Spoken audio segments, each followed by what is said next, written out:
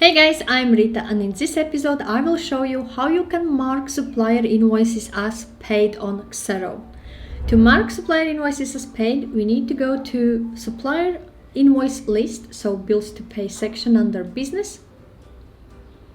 And from here, awaiting payment list will provide invoices which need to be paid. So if I have paid already and I want to mark invoices as paid, I can either select and click on make payment, or when I actually go in supplier invoice, I can record payment under the full invoice list below here. So for example, if I have paid only £150 on 27th and I paid it out from my business account, I can add a reference, for example, that I paid only £150 out of £200 supplier invoice, and this is deposit, and click add payment.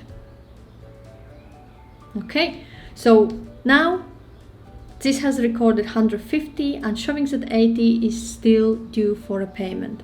If I select and click make payment, pay one bill, this will allow me to fill in information about payment, what I'm actually making to this supplier.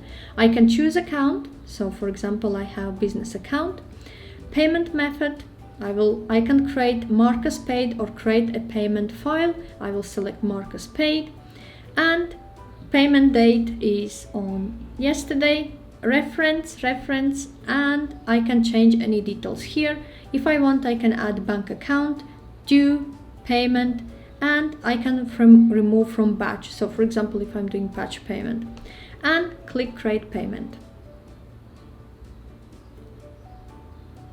Okay, finish and view batch.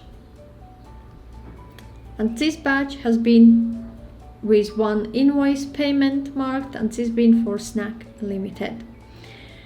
I can send remittance by clicking send remittance.